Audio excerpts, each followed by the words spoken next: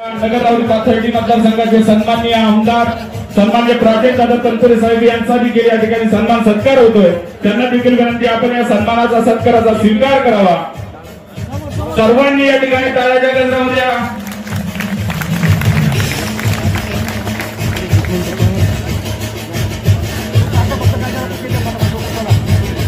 या ठिकाणी मी आपल्या देवस्थानचे ट्रस्टी सन्माननीय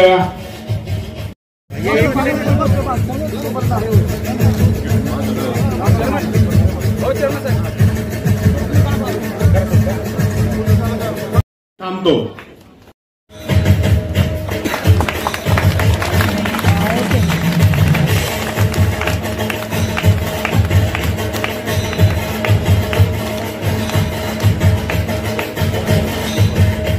त्यांच्याकडून खरं तर फार मोठ्या आशा अपेक्षा आहेत।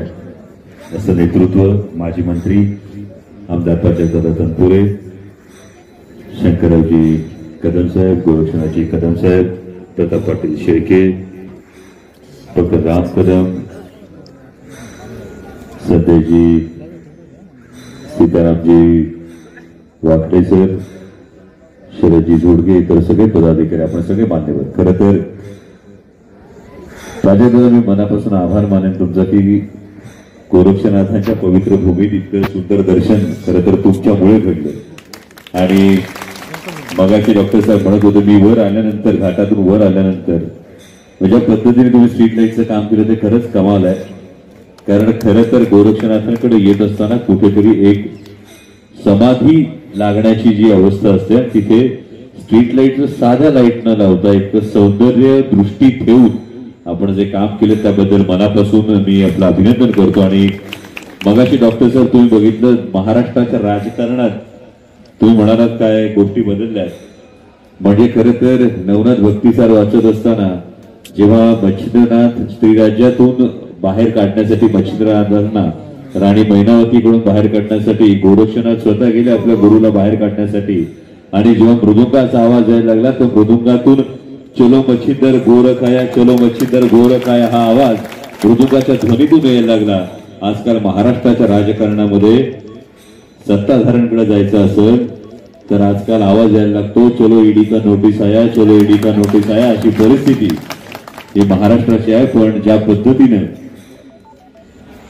गोरक्षनाथांनी नवनाथ भक्तिसार ग्रंथ निर्माण करून 40 अध्यायांमध्ये 40 वेगवेगळे सार आहेत, 40 वेगवेगळी कारण आहेत, अनेक घराघरांमध्ये याचं पठण केलं जातं। आणि नाथ संप्रदाय हा पुढे खरं तर निवृत्तीनाथांनंतर प्रापंचिक माणसाला जेव्हा नाथ संप्रदाय हा प्रापंचामध्ये जेव्हा त्याचं आचरण करता यावं म्हणून त्याचा वारकरी संप्रदाय जो झाला, म्हणजे निवृत्तीनाथांकडून माऊली ज्ञानेश्वर माऊलींना जेव्हा ही दीक्षा मिळाली, यानंतर नाथ संप्रदाय ते वारकरी संप्रदाय, तेव्हा महाराष्ट्राची ही नाळ जोडलेली आहे। आणि या अनेक गोष्टींना एक चांगला रस्ता दाखवण्याचं काम सातत्यानं गोरक्षनाथांच्या या नवनाथ भक्तिसारांना केलं। आणि मला वाटतं महाराष्ट्राच्या राजकारणात सुद्धा जे तत्व आणि सत्व सोडत नाही त्यांना नाथांचा आशीर्वाद हा कायम राहील। आणि नाथांचा आशीर्वाद जे तत्व आणि सत्व न सोडणाऱ्यांना आहे त्यांच्या पाठीशी महाराष्ट्र कायम राहील अशी अपेक्षा व्यक्त करतो। आपण इथं बोलायला जितक्या भक्तिमय वातावरणात मी खरं मनापासून आपल्या सर्वांचं अभिवादन करतो। धन्यवाद। जय शिवराय। खरं तर अत्यंत दुर्दैवी कारण ज्यांनी विचारधारा बदलली, सर्वांना विनंती आपापल्या टू व्हीलर घ्या, लवकरात लवकर आपापल्या टू व्हीलर घ्या, आपलं खूप या ठिकाणी। खरं तर हा प्रकार अत्यंत दुर्दैवी आहे की जे कोणी विरोधातले आमदार खासदार असतील त्यांना निधी द्यायचा नाही, निधी कोणी स्वतःच्या खिशातून देत नाही। जनतेच्या टॅक्सच्या पैशाचा हा जो विनियोग असतो हा जनतेसाठी करणं, यालाच आपण निधीचं वितरण करणं म्हणतो। आणि त्यामध्ये अशा पद्धतीचं राजकीय भेदाभेद होणं हे खरं तर दुर्दैवी आहे। म्हणजे आपण कायम असं म्हणतो की ज्यांनी तत्व आणि सत्व बदलली नाहीत त्यांना आजकाल निधी मिळेल।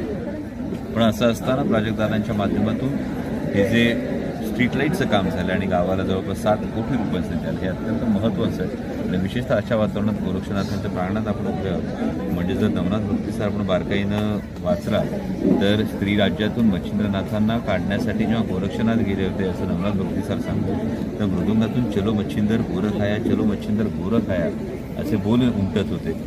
आजकाल महाराष्ट्राचं राजकारण पाहिलं तर कधी कधी असं वाटतं की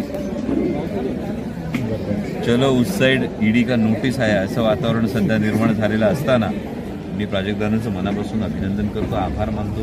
तत्व आणि सत्व या दोन गोष्टींसाठी महाराष्ट्र ओळखला जातो की तत्वाच्या आणि सत्वाच्या बाजूने प्राजक्तदादा ठामपणे उभे राहिलेत याबद्दल मी त्यांचा आभार मानतो, अभिनंदन.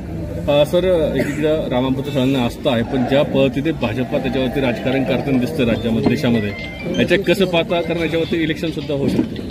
प्रभू श्रीरामचंद्र हे सगळ्यांचंच आराध्य दैवत आहे आणि प्रभू श्रीरामचंद्रांचं वर्णन करताना एक पत्नी एकवचनी एकबाणी असं केलं जातं. एकवचनी प्रभू श्रीरामचंद्र आपण म्हटलं तर ही प्रेरणा प्रभू श्रीरामचंद्रांचे जे 16 गुण आहेत, मर्यादा पुरुषोत्तम आहे आणि या 16 गुणांचा खरं तर आपण कुठेतरी अंगीकार करणं गरजेचं आहे. पण एकीकडे प्रभू श्रीरामचंद्रांना एकवचनी म्हणायचं आणि दुसरीकडे निवडणुकीत दिलेल्या आश्वासनानंतर चुनावी वो तो चुनावी जुमला आहे असं म्हणणाऱ्यांना प्रभू श्रीरामचंद्र कसे पावतील? किंवा ज्या प्रभू श्रीरामचंद्रांनी सीतामाईंना सोडवण्यासाठी लंकेवर स्वारी केली होती, त्याच प्रभू श्रीरामांच्या देशामध्ये जेव्हा आमच्या महिला कुस्तीपटूंना साश्रुपूर्ण नयनांनी कुस्तीला अलविदा करावा लागतो आणि ते त्या महिला कुस्तीपटू ज्यांच्यावर आरोप करतात त्यांना जर अभय दिलं जात असेल तर त्या अभय देणाऱ्यांना प्रभू श्रीराम कसे पावतील? प्रभू श्रीरामांनी वनवास पत्करला होता, तो वडिलांच्या वचनाची पूर्तता करण्यासाठी पत्करला होता. आज मात्र पितृतुल्य गुरूंना वनवासात जाण्याचा, निवृत्ती घेण्याचा सल्ला दिला जातो. अशा लोकांना प्रभू श्रीराम कसे पावतील? त्यामुळे जनता सूज्ञ आहे. एखाद्या पक्षानं प्रभू श्रीरामांवर जर आपला अधिकार सांगण्याचा प्रयत्न केला तर प्रभू श्रीराम हे जनतेच्या मनात आहेत, प्रत्येकाच्या हृदयात आहेत. कारण 4 खांद्यांवर जाताना सुद्धा जयराम श्रीराम जय जयराम म्हणतच आपण जातो. त्यामुळे माणसं जोडणारा राम, कारण आपण हात नमस्कार केला की राम राम म्हणतो, हा माणसं जोडणारा राम भारताच्या मनात आहे, हिंदुस्थानच्या मनात आहे आणि त्यामुळे कुठल्याही राजकीय पक्षाने याच्यावर जर अधिकार सांगण्याचा प्रयत्न केला तर राम भक्त ते मान्य करणार. सर, जितेंद्र आव्हाड यांनी स्पष्टीकरण दिलं आहे त्या विषयावरती ते बोलले होते, पण त्यांनी वाल्मिकी दाखल दिलेला आहे त्याच्यावरती मोठ्या प्रमाणात राजकारण होताना दिसते, कसं पाहतो? मला वाटतं आव्हाड साहेबांनी हे विधान केलं त्याच्यावरचं त्यांनी स्पष्टीकरण दिलं, त्यामुळे अधिक बोलणं उचित नाही. पण मला पुन्हा प्रश्न हाच येतो की प्रभू श्रीरामांच्या विषयी कोणी काय बोलावं हे सुद्धा जर ठराविक लोक ठरवणार असतील तर मग आम्ही म्हणतो की प्रभू श्रीरामचंद्र आमच्या हृदयात आहे आणि या हृदयातल्या प्रभू श्रीरामावर कोणी मक्तात सांगू नये, कोणी अधिकार हा असा गाजवू नये ही प्रत्येकाची भावना. बरं सर, मी प्रश्न विचारू शकतो? ऐका, मराठी समाजाचा हा जो मोर्चा आहे या संदर्भात आपलं मत काय?